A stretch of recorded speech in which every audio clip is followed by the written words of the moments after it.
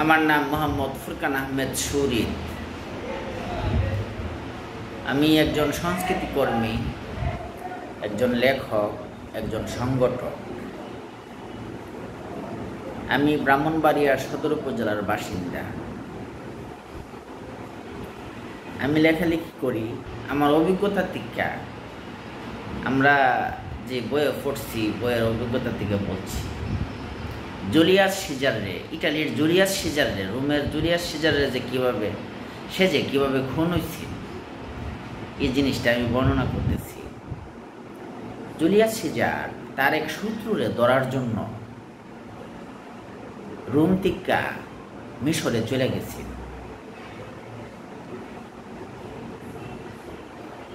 এদিকে রানী Cleopatra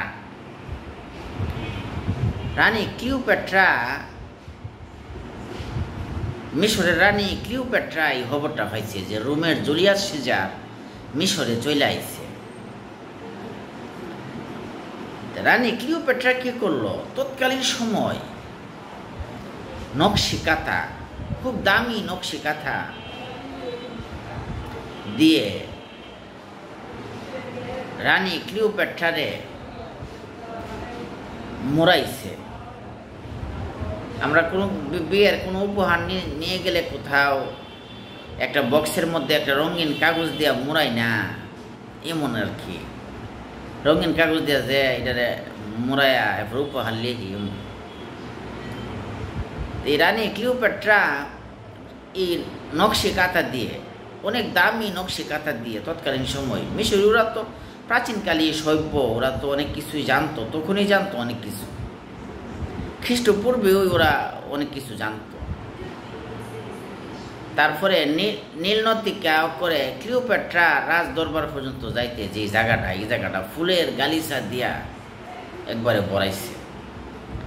Julius সিজারি ফুলের গালিচা দিয়ে আইটা ইয়ার মধ্যে গেছে, ক্লিওপেট্রার রাজ দরবারে গেছে। যাওয়ার পরে জুলিয়াস সিজার উপহার দিছে কি এই নকশি খাতাটা। জুলিয়াস সিজার এই নকশি খাতাটা খুললা দেহে এটার ভিতরে এত সুন্দর একটা মহিলা।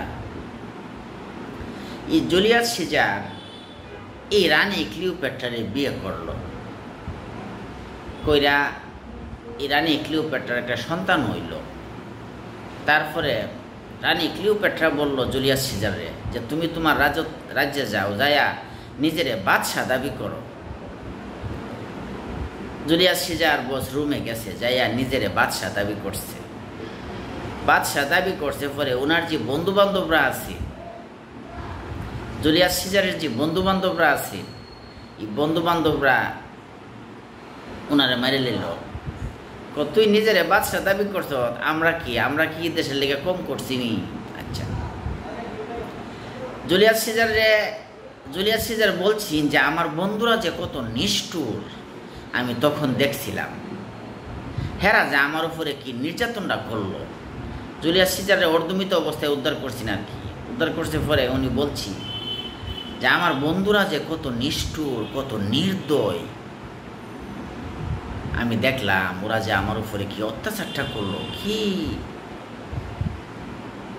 পৃথিবীতে অনেক নেতা খুন হয়েছে, এই খুনগুলির পেছনের কারণ আছে। খুনগুলির পেছনের কারণ হইল ক্ষমতা। পৃথিবীতে অনেক নেতা খুন হয়েছে, এই খুনগুলির কারণ দেখা গেছে নেতা একটা সিদ্ধান্ত নিছে, এই সিদ্ধান্তে একটা সম্প্রদায়ের স্বার্থে হাত ফিরে গেছে, হেরা মাইরালা নেতারে। এই খুনগুলির কারণ, খুনগুলি সাধারণ মানুষে করে না। আমাদের মতো মানুষ যারা মোটা ভাত খায়, মোটা কাপড় পরি, তারা না। এই খুনগুলি কারা করে? একটা সম্প্রদায় করে এই খুনগুলি। তাইলে পৃথিবীতে বহুত নেতা, বহুত খুন হয়েছে। এই খুনগুলির পেছনে সাধারণ মানুষ খুন করে নাই। এই খুনগুলি করে নেতৃস্থানীয় লোকগুলি। দেখা গেছে নেতা একটা সিদ্ধান্ত নিছে, এই সিদ্ধান্তে হেরারা স্বার্থে হাত ফিরে গেছে। এই